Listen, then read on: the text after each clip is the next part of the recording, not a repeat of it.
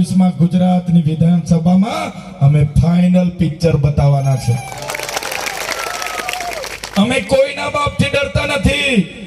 એ અમિત શાહ હોય, નરેન્દ્રભાઈ મોદી હોય કે ગુજરાતના હર્ષ સંઘવી હોય, કોઈના બાપથી ડરતા નથી. અમારા આદિવાસી અંગ્રેજો સામે પણ લડ્યા હતા.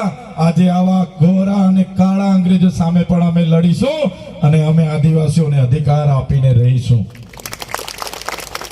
સાથીઓ, 30 વર્ષનું શાસન અને એમાં પણ નિષ્ફળ ગયેલા લોકો તમારી વચ્ચે આવીને તમને ગુમરાહ કરવાના પ્રયાસ કરે છે.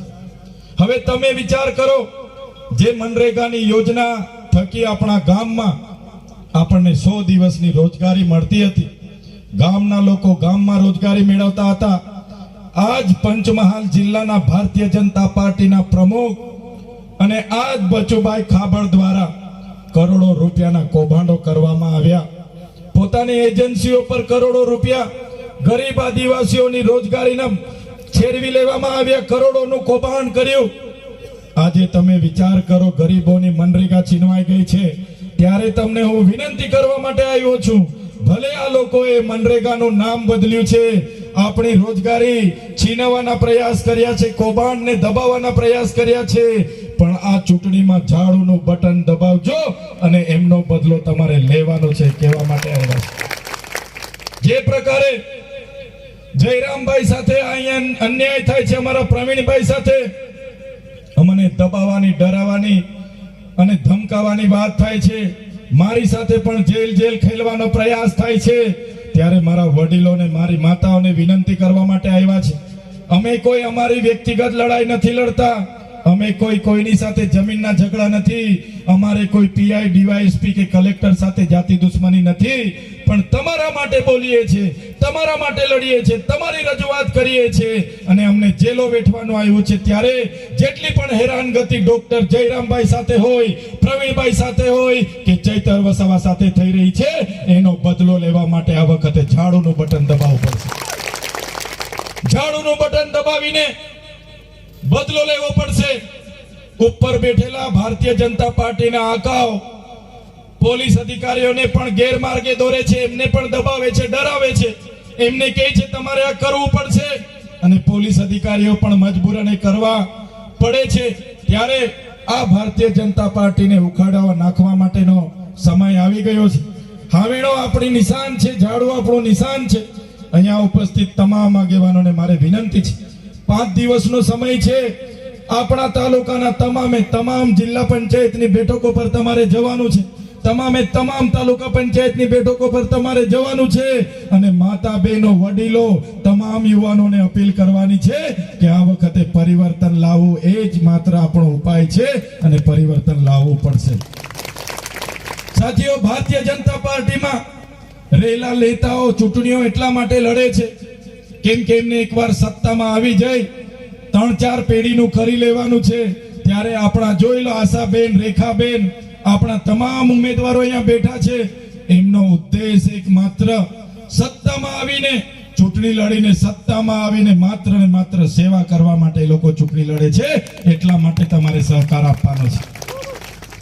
જ્યારે દિલ્હીમાં આમ આદમી પાર્ટીના કેજરીવાલજીને ખોટી રીતે ભારતીય જનતા પાર્ટી દ્વારા હરાવવામાં આવ્યા, એમને દારૂના ગોટાલામાં એક મુખ્યમંત્રી હતા, ત્યારે 6 મહિના સુધી બધા મુખ્ય નેતાઓને જેલમાં રાખવામાં આવ્યા અને પછી ચૂંટણી જીતી લેવામાં આવી.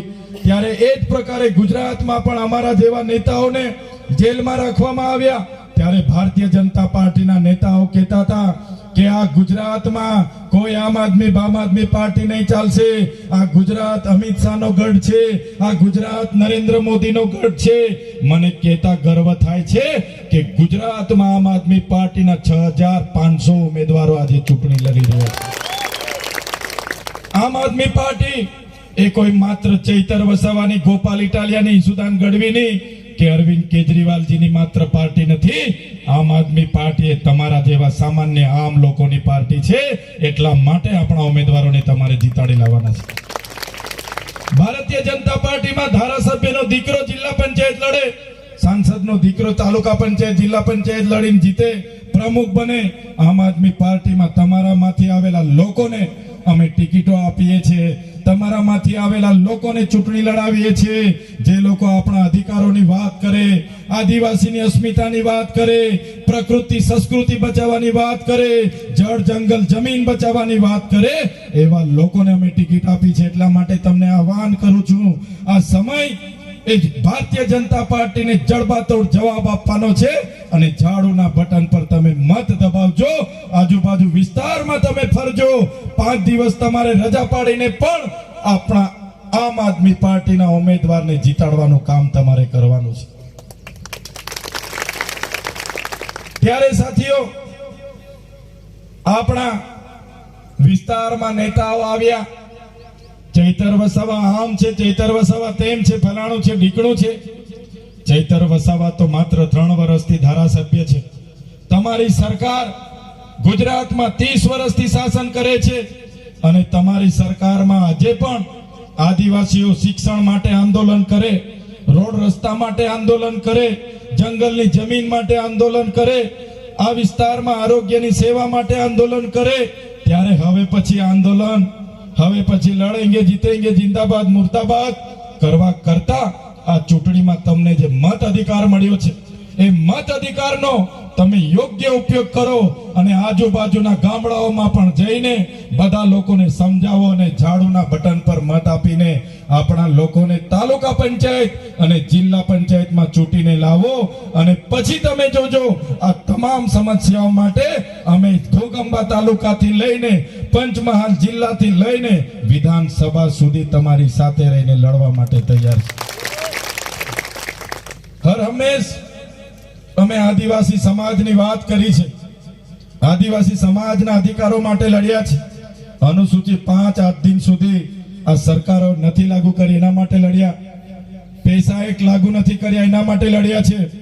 જે ખોટા પ્રમાણપત્ર પેલા ગણપત વસાવા જેવા રબારી લોકો, બીજા ચારણ ભરવાડ રબારીઓને આપણા જાતિના દાખલાઓ આપી આવ્યા છે અને લાખો લોકો આજે નોકરીઓનો લાભ લઈ રહેલા છે, શિક્ષણમાં લાભ લઈ રહ્યા છે, રાજકીય રીતે લાભ લઈ રહેલા છે.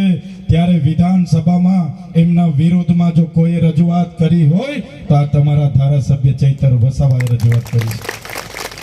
આપણી પંચમહાલની જંગલની જમીનો જે લોકોએ દાવા કર્યા છે, એમને કોઈને 10 ગુંઠા મળી છે, કોઈને 20 ગુંઠા મળી છે, કોઈને 1 એકડ મળી છે અને અડધાથી પણ વધારે ખેડૂતોને હજુ પણ સનતો નથી મળી, એમને દાવા અધિકાર પત્ર નથી મળ્યા. ત્યારે વિધાનસભામાં જો કોઈએ રજૂઆત કરી હોય તો આ ચૈતર વસાવાએ ગુજરાત સરકાર સામે રજૂઆત કરી છે. સાથીઓ, આ વિસ્તારમાં નલ સે જલના નામે કરોડોના કૌભાંડ આ ભારતીય જનતા પાર્ટીના જિલ્લા પ્રમુખ સહિતના નેતાઓએ કર્યું છે. આજે લોકોને નળમાંથી પાણી નથી મળ્યું અને કરોડો રૂપિયાના બિલો ચૂકવાઈ ગયા છે. મનરેગામાં પણ કરોડો રૂપિયાના કૌભાંડ થયા છે. ત્યારે એનો જવાબ આપવા માટેની આ ચૂંટણી છે. એમાં હું તમને વિનંતી કરવા માટે આવ્યો છું, તમારો એક એક મત આપણા ઉમેદવારો માટે ખૂબ જ કિંમતી છે. આ ભારતીય જનતા પાર્ટીના લોકોએ 5 વર્ષ કૌભાંડો કરીને, ભ્રષ્ટાચારો કરીને કરોડો રૂપિયા બનાવેલા છે. ચૂંટણી છે એટલે આવશે, 500 રૂપિયા પણ આપશે, રાતે દરવાજા પણ ઠોકશે, 5000 આપશે, 2000 આપશે. તમને કહેવા માટે અમે આવ્યા છે, પૈસા કોઈ ભાજપના નેતાના મકાઈ કાઢીને તમને નથી આપવા આવતા. એ પૈસા કોઈ ભાજપના નેતા કપાસ વેચીને તમને પૈસા નથી આપવા આવતા. એ પૈસા આપણી જનતાના પૈસા ભેગા કરીને તમને આપવા આવે છે. 500 આપે, 1000 લઈ લેજો, પણ મત આપણા ઝાડુને આપજો, એ વિનંતી કરવા માટે હું આવ્યો છું. ત્યારે ખૂબ મોટી આશા અને અપેક્ષા આપણા વિસ્તારના લોકો પર અમને છે અને અમને પૂરેપૂરી તમારા પર વિશ્વાસ છે. આજે અમે તમારા માટે હર હંમેશ અવાજ બનવાનું કામ કર્યું છે. ત્યારે અમારી હિંમત એ તમારા આશીર્વાદ છે. તમારો સહકાર જેટલો મળશે એટલી અમારી હિંમત હશે અને તમારા સહકાર થકી જ અમે આ સરકાર સામે લડીએ છીએ. એક બાજુ એમની પોલીસ છે, એમનું તંત્ર છે, એમનું સર્વત્ર છે, કોર્ટ એમની છે, કચેરીઓ એમની છે, જજ એમના છે, પછી પણ અમે તમારા માટે લડીએ છીએ, ક્યાંય અમે ડરતા નથી. ત્યારે તમને વિનંતી કરીએ છીએ, બસ તમારો સહકાર, તમારા આશીર્વાદ આપણા ઉમેદવારો સાથે રાખજો. આગળ અમે એકલા ધારાસભ્ય હતા, અમારી સાથે બીજા કોઈ નહોતા. જો તમે તાલુકા અને જિલ્લાના ઉમેદવારોને ચૂંટી લાવશો, આવનારા દિવસોમાં એનાથી પણ વધારે તાકાતથી તમારા માટે અમે લડીશું. બસ આ વિનંતી કરવા માટે હું આવ્યો છું.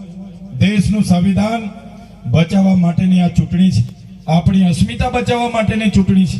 યુસીસી ના નામે આ લોકો નવા નવા કાયદાઓ લાવે આપણી અનામત ખતમ કરવાના પ્રયાસ કરી રહ્યા છે. ત્યારે યુસીસી ની વિરોધમાં જો ગુજરાતમાંથી કોઈએ પણ વિરોધ નોંધાવ્યો હોય, આખા ગુજરાતમાં જો કોઈની આગેવાનીમાં વિરોધ યુસીસી નો થયો હોય તો એ તમારા ચૈતર વસાવાની આગેવાનીમાં થયો છે. અને સરકારને મજબૂર થવું પડ્યું.